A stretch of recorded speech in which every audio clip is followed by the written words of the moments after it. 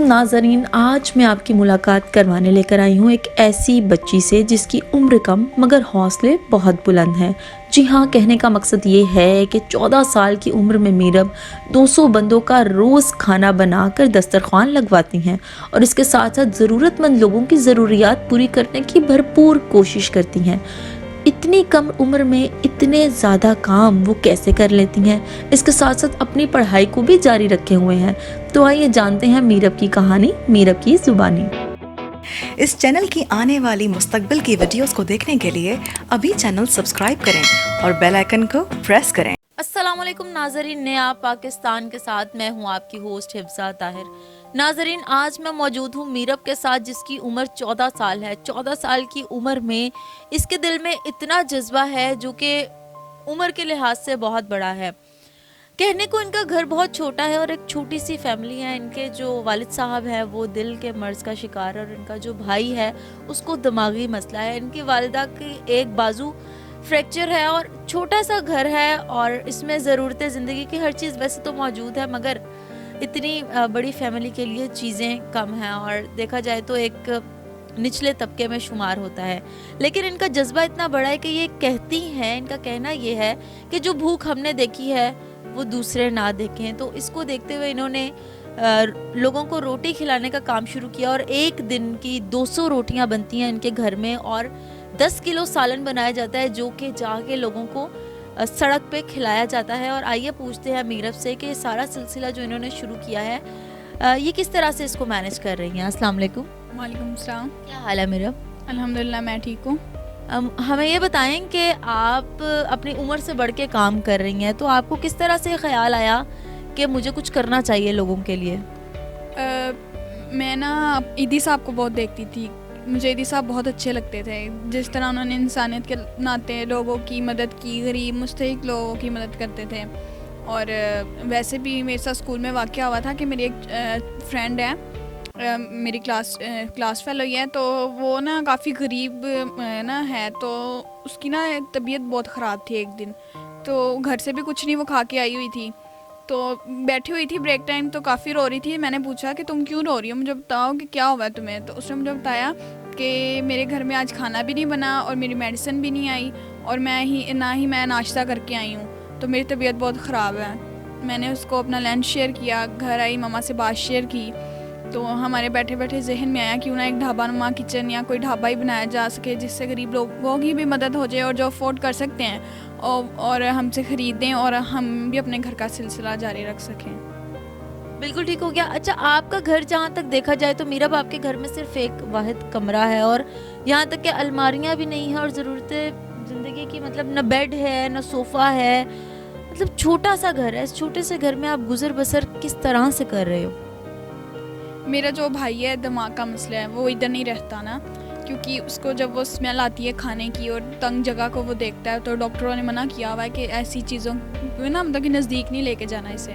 तो वो मेरे नानों घर रहता है। मैं और मेरे छोटे बहन भाई, मेरे मम्मा पापा, हम इधर सो जाते हैं। नीचे कोई चीज़ वगैरह बिछा ली तो अपना रात के टाइम ही सारे होते हैं तो हम एडजस्ट कर लेते हैं। और वालिद साहब को आपने बताया कि दिल का मर्ज़ है, तो कब से ये दिल का मर्ज़ है और अब आप लोगों की कफ़ालत कौन कर रहा है, मतलब कौन कमा रहा है आपके घर में? मेरे बाबा को ये मसला तकरीबन 5-6 साल से है ना। 3 दफ़ा दिल का ना उनको अटैक हो चुका है। तो बाबा तो नहीं अभी कुछ कर रहे। अगर कोई काम वगैरह आ जाता है तो ठीक है, वरना वो नहीं करते क्योंकि डॉक्टरों ने मना किया हुआ है ना उन्हें वज़न उठाने से।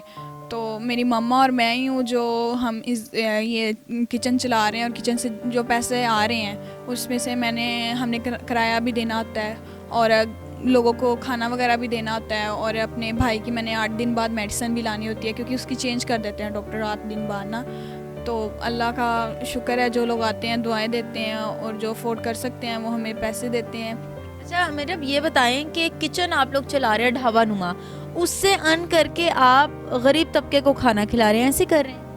जी अल्हम्दुलिल्लाह ऐसे ही कर रहे हैं कि जो फ्री टाइम होता है फिर उसमें हम खाना बनाते हैं और बाहर लोगों को देते हैं जाकर, और जो मतलब कि इधर भी आते हैं उनको भी देते हैं, मतलब कि जो सड़क वगैरह पे जाके नहीं खा सकते हमसे, तो हम इधर भी उनको देते हैं और जो अफोर्ड करते हैं वो बाहर सड़क पे भी हमसे ले लेते हैं। बिल्कुल ठीक हो गया। आप 200 रोटियां घर में कौन बनाता है, और खाना 10 किलो खाना बनाना एक बड़ी बात है। तो आप बनाती हो, आपकी मम्मा बनाती हैं, या कोई हेल्प करता है खाना बनाने में? मैं मतलब कि मम्मा के साथ सब्जियां वगैरह कटवा देती हूँ, तो रात के टाइम हम सारा बना कर रख लेते हैं। जब सुबह जाती हूँ, मैं स्कूल चल जाती हूँ, तो पीछे से मम्मा ही होती हैं जो फिर खाना वगैरह बनाती हैं और आटा वगैरह गूंद के रोटियां वगैरह बनाती हैं। तो फिर मैं आती हूँ, जो रह जाता है काम फिर वो मैं कर देती हूँ मम्मा के साथ, और बाद में हम बांटने चले जाते हैं। बिल्कुल ठीक हो गया। अच्छा मेरा ये बताओ, आप स्टडी भी करते हो इसके साथ साथ? अल्हम्दुलिल्लाह मैं स्टडी भी करती हूँ, और भी काफ़ी काम है जो मुझे अच्छे लगते थे, मैंने सीखे हैं और मैं कर रही हूँ। जैसे कि ज़रा थोड़ा सा शेयर करो कि मेरा नेकी के कामों के अलावा पर्सनल लाइफ में क्या क्या करती हैं? मैं ब्यूटिशियन का करती हूँ, मेहंदी का करती हूँ, स्केचिंग का करती हूँ, मुझे ये काफ़ी अच्छा लगता है ना। और मतलब कि घर बैठे कोई चीज़ बना ली जो लोगों को भी पसंद आए, किसी कोई रैपर वगैरह की ना, तो मुझे बहुत अच्छी लगती है। तो फिर मैं घर फ्री टाइम में ये भी कर लेती हूँ अपने साथ। ठीक हो गया। बड़ी अच्छी बात है जो आप नेकी का काम कर रहे हो, ये करना भी चाहिए। इन फ्यूचर आप इसको कैसे लेते हो? आप किसी एनजीओ में कन्वर्ट करोगे इसको, या इसी तरह से अपना ढाबा और ढाबे से रेस्टोरेंट बनाओगे? इंशाल्लाह इसे मैं रेस्टोरेंट भी बनाऊंगी, क्योंकि मेरी मम्मा की ख्वाहिश थी कि मैं ना एनजीओ चला सकूं, तो मेरी मम्मा की नहीं पूरी हो सकी, तो ये मैं अब करूंगी कि मैं इसे एनजीओ बनाऊं इसका गरीब लोगों के लिए, कि जो गरीब लोगों को मैं खाना देती हूं उनकी मैं और हेल्प कर सकूं। वो और अपने मतलब कि जो घर में उनके माएँ बहनें होती हैं वो अपने माएँ बहनों के लिए खाना लेके जा सकें। कुछ जो उनके घर अफोर्ड नहीं कर सकते वो चीज़ें मैं उन्हें लेके दे सकूँ। तो इंशाल्लाह मैं एनजीओ भी बनाऊंगी, और मैं अपनी मम्मा का भी ख्वाब पूरा करूंगी, और इसे आगे से आगे लेके जाऊंगी। मतलब कि ईदी साहब को फॉलो करके आप अपने मिशन में कामयाब होना चाह रहे हैं? जी, क्योंकि उनके जैसा तो कोई बन तो नहीं सकता, लेकिन उन्हें उनकी राह पे तो चलना कर सकते हैं ना, कि उनकी राह पे चलें, कोशिश ज़रूर करूँगी मैं। बिल्कुल ठीक है। मेरा भला करे कि आप अपने इरादों में कामयाब हों। जाते जाते कोई मैसेज देना चाहेंगी आप ऑडियंस को? मैं ये मैसेज दूंगी, अगर किसी के पास कोई भी हुनर है, कोई भी टैलेंट है, तो बाहर निकलें, दिखाना चाहिए। घर बैठे कुछ भी नहीं होता, और बाहर निकलते हैं तो अल्लाह मियां वसीला बनाता है। तो हम लड़कियों को चाहिए कि अपने माँ बाप को सपोर्ट करना चाहिए, और हमें बाहर निकलना चाहिए और अपना टैलेंट दिखाना चाहिए लोगों को। Thank you so much Meera, बड़ा अच्छा लगा आपसे बात करके, और अल्लाह ने चाहा तो आपकी एनजीओ भी बनेगी, और बहुत से लोग जो हैं वो आपकी एनजीओ से फ़ायदा उठा सकेंगे। और आप इसी तरह लोगों की मदद करते रहें, क्योंकि मदद करना और करने के लिए अल्लाह ताला किसी ख़ास बंदे को चुनता है, और आप उनमें से एक हैं। Thank you so much. फिर हाजिर होंगे एक नए प्रोग्राम के साथ। फ़िलहाल के लिए मुझे दीजिए इजाज़त। अल्लाह हाफ़िज़।